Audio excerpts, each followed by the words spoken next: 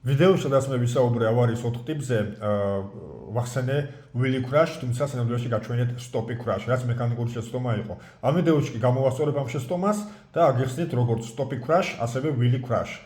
Stoppy crash, რა არის ეს? Stoppy, მეგობრებო, ეს არის ერთგვარი მანევრი, რომელსაც რაიდერი აკეთებს მიზანმიმართულად, ხო, განზრახ, როდესაც ის მოძრაობს, შემდეგ წინა მუხრუჭის და მოტოციკლის ინერციის ხარჯზე ბაიკი დგება წინა საბურავზე და ესე გაივლის რაღაც დისტანციას. ძალიან ლამაზად გამოიყურება, თუმცა ამ მანევრს სჭირდება ძლიერი სკილები. რა არის სახიფათო? ეხლა გექნებათ კითხვა. სახიფათო არის ის, რომ რაღაც მომენტში შეიძლება რაიდერმა ვერ გათვალოს წინა მუხრუჭის დოზირება ან ინერცია და ბაიკი ამოყირავდეს დაეცეს რაიდერს თავზე. ან რაც შეშენელია ხერხემალზე, რაც იწვევს ხერხემლის ტრამვას. კიდე სიტუაცია, რომელშიც შეიძლება მოგივიდეთ სტოპი, ეს არის მკვეთრი წინა საბურავით დამუხრუჭება. მეც მომსულია მსგავსი რამ, თუმცა ჩემ შემთხვევაში ყველაფერმა კარგად ჩაიარა. ეს არის სიტუაცია, როდესაც მოძრაობ ქალაქში, მანქანებს შორის გაძვერით და წინ აღმოჩნდა ქვეითი. გამოიყენეთ წინა მუხრუჭი, რა თქმა უნდა, წინა ვილკის ანუ ჩანგლის დატვირთვის ხარჯზე, ჯერ მიეცით უკანა მუხრუჭი, მერე წინა და ბაიკი თქვენ და უნებლიეთ შეიძლება წამოდგეს წინა საბურავზე და რაღაც დისტანცია გაიაროთ. ეს არის უნებლიე სტოპი, თუმცა ამ შემთხვევაში შეიძლება მოგივიდეთ ზედმეტი წინა მუხრუჭი და ბაიკი დაგეცეთ თავზე. მე ჩემ შემთხვევაში, რა თქმა უნდა, ვიგრძენი რომ უკვე ბაიკი ყირავდება და აუშვი წინა მუხრუჭს, თავისთავად ბაიკი დაუბრუნდა გზის ზედაპირს. ეხლა როგორ ავარიდოთ თავი ავარიას, ხო, სტოპის დროს. თუ ეს მიზანმიმართულია, ანუ განგებ ვაკეთებთ, ვაყენებთ ბაიკს წინა საბურავზე, მანევრის გამო, ამ შემთხვევაში მეგობრებო, უნდა გაითვალისწინოთ, რომ არსებობს რისკები, ბაიკი დაგეცეთ ზურგზე, რა ვიცი, თავზე, ან შეიძლება, არ დაგეცეთ, მაგრამ არის სახიფათო. ამიტომ ეს გაითვალისწინეთ. ხოლო ყოველდღიურ ცხოვრებაში, საერთო გამოყენების გზაზე ეს შეიძლება ნებისმიერ დროს მოხდეს, როგორც შემემთხვა მე. თუმცა იშვიათია, რა თქმა უნდა.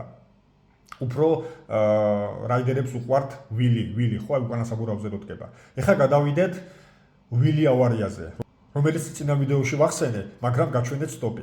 ესე იგი, wheelie ეს არის ასევე მანევრი მიზანმიმართულად, როცა რაიდერი გაზის და ცეპლენის ხარჯზე, ან კომბინირებულად ახდენს ბაიკის უკანა საბურავზე წამოყენებას და ესე გაივლის, მინდა გითხრათ, რომ შეიძლება კილომეტრის გაიაროს და მეტიც გააჩნია რაიდერის სკილებს. როგორც წესი, wheelie უფრო მაღალ სიჩქარეზე ხდება ვიდრე სტოპი, ამიტომ wheelie უფრო სახიფათოა. წარმოიდგინეთ, თქვენ წამოაყენეთ ბაიკი უკანა საბურავზე და მიდიხართ 150 კმ/სთ, ან მეტიც შეიძლება. და რაღაც მომენტში მოგივიდათ გაზი ზედმეტი, ან უკანა მუხრუჭი ვერ გამოიყენეთ სათანადოდ და ბაიკი გამოგესალათ ფეხებიდან და თქვენ დაეცით, ან რამეს შეეჯახეთ, ან გადავარდით გზიდან, მოკლედ საშიში არის wheelie უფრო ვიდრე სტოპი. კიდევ wheelie შეიძლება დაიმართოს, მაგრამ ეს საერთოდ დამწყებებს, ან რომლებიც საერთოდ არ ყოფილან ბაიკზე, ანუ აბსოლუტურად არ იციან არაფერი, ეს როცა ადგილზე დგას, ანუ უხსნის სხვა რაიდერი ესე გააკეთე, ადგილზე მისცა ძალიან დიდი გაზი, ცეპლენიას აუშვა ხელი მკვეთრად და ამოყირავდა ადგილზე დაეცა ბაიკი თავზე. თუმცა ყველაზე ხშირად ხდება, რა თქმა უნდა, გზაზე, როდესაც მაღალი სიჩქარით მოძრაობს wheelie-ით მოტოციკლეტი. ეხლა მეგობრებო, როგორ ავარიდოთ თავი? თუ დამწყები ხართ და არ იცით როგორ კეთდება ეს ყველაფერი, არსებობს ტრენაჟორები, სპეციალური wheelie-ის ტრენაჟორი, სადაც შეგიძლიათ იმეცადინოთ და ისწავლოთ როგორ გააკეთოთ wheelie. ბათუმში არ არის, თბილისში ვიცი რომ არის. შეგიძლიათ გაიკითხოთ და თუ ესე ძალიან მოგწონთ, შეგიძლიათ ისწავლოთ. მე დიდად არ მომწონს არც სტოპი, არც wheelie, უფრო მოსახოვები მომწონს და ესეთ რაღაცები. თუმცა არის რაიდერები, ვისაც ეს ძალიან უყვარს და აკეთებს თითქმის ყოველდღიურად. ამიტომ რჩევა მექნება, რომ ავარიდოთ თავი ამის გაკეთებას, თუ არ იცით საერთო გამოყენების გზაზე, გავაკეთოთ, რა თქმა უნდა, ტრენაჟორის ხარჯზე, ვისწავლოთ და შემდეგ გადავიდეთ საერთო გამოყენების გზაზე.